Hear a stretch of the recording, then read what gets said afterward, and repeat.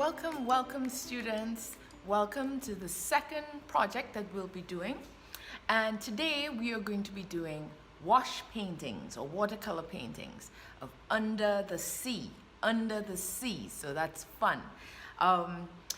When we look back at some of our field trips, we went to Buzzards Bay Coalition. Do you remember that? And they taught us all about Buzzards Bay and why it's so important to keep Buzzards Bay clean, to keep the oceans clean, okay?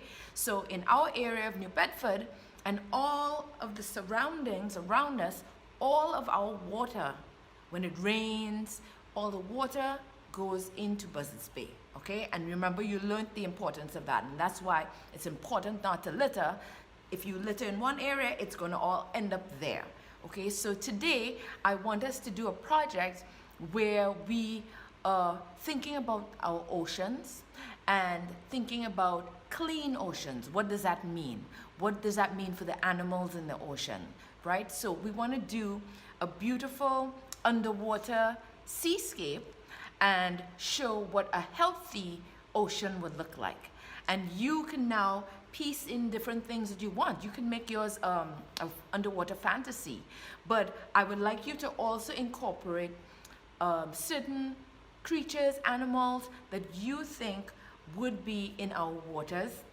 We could incorporate a whale, we can incorporate scallops and other sea shellfish, weeds, etc. But you can add anything you want.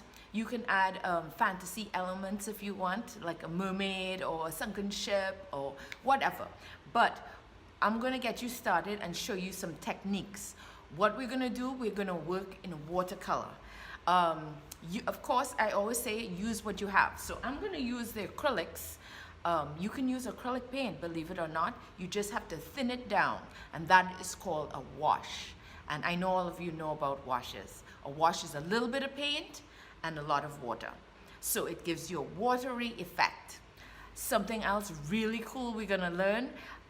There's a technique that I even use in my work, and it's adding salt. So when you add salt to watercolor paintings or wash paintings, some interesting things happen. It actually resists, right? It's what it does, it absorbs the water, it absorbs the paint water into the salt. So what happens when it dries, it looks like crystals. So that is gonna amaze you, you're gonna love that. And we're also going to use pastels, oil pastels, or if you don't have oil pastels, you can use crayons, okay? So wax crayons. This is also going to give you a resist, where it resists the water, okay? The water and the oil, or the water and the wax pull away from each other, and so you're going to see the wax under it. So lots of fun techniques, and we're going to start. So this is a quick example of what it may look like, right? We're gonna collage these elements. We're doing them separate and collaging them on top. But the first part of this exercise, we're gonna do the background. We're gonna do the background. Just like our last one, we did the full background and then we added something on top. So it's all about the layers. I love to show you how you can build your layers, okay? So for this part one, we are going to do the background, and this is what it's gonna look like. And I'm gonna try and go up close. Do you see that? That, believe it or not, is the salt that I was telling you about. So the trick about that is the salt must be added when it's wet. So let's get to it. So we're gonna start with our oil pastels or crayons, okay? I want you to get a white one.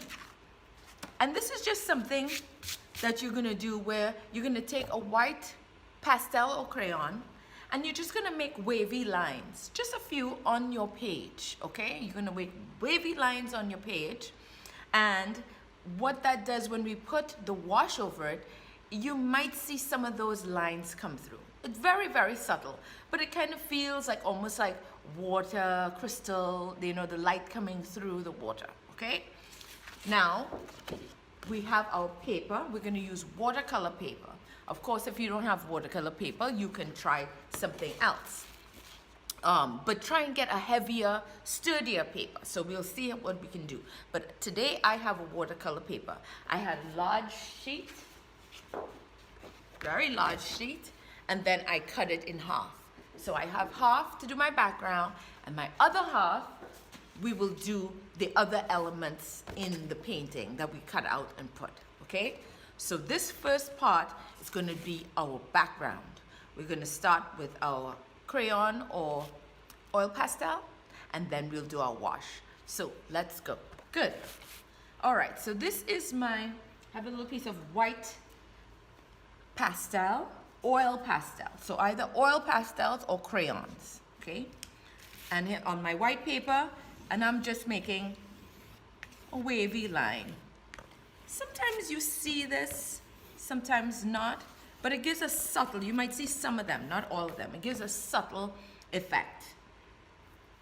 And now we're going in with our washes. So I told you that you will work with your primary colors and you can mix all the colors. You all know how to mix color already. If you have other colors that you might want to use, you're free to do that. If not, you mix the colors. So I'm gonna mix my colors. I want the color of the ocean, and I want this sort of, you know, very crystal clear water. I want nice blues. Look at these blues. Blues and teals, a little yellow in there, a little greens, greenish teals. So we're gonna try and get those colors. So I want you to put out the colors that you would need. A little bit. Now a little bit goes a long way. We're making washes. Washes. A little bit of paint and a lot of water. I put my yellow here ready, and I have some white. But we're gonna make other colors. I want you to take a brush, a smallish brush, to mix. Don't use your large one, okay? Now this is my little palette with the circles. If you don't have that, you can use what we did last week with the styrofoam, okay? But you might have to use one for each color, because it gets really watery, so it'll all mix together if you're not careful. Either that, or I have little containers or cups. If you have a container and cup, you can put each color in there, a wash of each color, okay? Right. Now, before I add my water to wash, I want to mix some greens and aquas. Always start with the light color first. I'm going to put some white in here. Then I'm going to scoop out some of this yellow in here, and maybe a little bit of blue, which will kind of give me an aquish green. Look at that. Good. I want to take some blue out, put it over here, and make it lighter. I'm going to add some. So I want you to make about 1, 2, 3, 4 different colors that you can use in your water, okay? I have a light blue with a little bit of that green in it. It's almost like lightish blue. We have a blue here, aquish green, some yellow, and white. And this white, let me just mix it and get a really light blue. So mix as many colors as you would like that will go for the sea, okay? For the background of the sea. Look at these colors. And you notice how I've done it. Like, in and out, throughout, you see a little bit of the yellows peeking in, the greens peeking in, blues, lighter blues, darker blues, okay? Good. Now at this point, I want to add some water. I bravely just pour in some because we want to do a wash. If you have a steady hand, you can do that. If not, then I suggest you dip the paint in and you keep adding like that. We need a good amount of water for this, okay? Seeing that? It's okay if I don't wash my brush out because all of these colors are going to mix together. Look at that. So I'm mixing each one. You see all this water? It's very important that it is a wash. These are wash paintings. All right, you can use watercolors. If you have watercolor, great, use that. If not, you can use your acrylics. Look at these colors I have there, aren't they lovely? So I want you to take your time and mix these colors And then we're ready to apply, all right? When we're gonna apply, are we gonna use this brush to this big sheet of paper? No, okay? So, it's too small. We'll spend all day. And plus, we want nice large brush strokes. So a large brush for large area. And it's water, so we want it to be free. Now, while we are dipping into our colors, periodically, we want to also dip into the water, right? We want to make it nice and watery. That's why watercolor paper would be good for this, because regular drawing paper will just buckle. So see if you can get a sturdier paper. Of course, use what you have, but see if you can get a sturdier paper. All right, so I'm dipping my water, my paintbrush into my water, right? Good. I'm making sure you see everything, and then we begin. You could start with any color you want, the lighter, the darker. Load my brush, right? And then begin. Look at that, large brush strokes. Make sure your brush is wet. Okay, let's go into some darker ones. Look at that. Make sure that they are one on top of the other.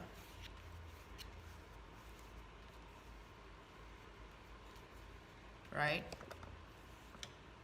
Look at what's happening with the resist. As I said, the resist with your oil pastels. You can see it here. See that line? It's resisting. So you're gonna have some lines come in. Let's be free with this. Want a little of that yellow and orange, yellowish greens at the top. I'm just being free. It's waves, it's water. Look at that, all right? We're covering the whole page, but just keep dipping. Okay, you can see already that even though this is watercolor paper, my paper is buckling. So I'm holding it down a bit.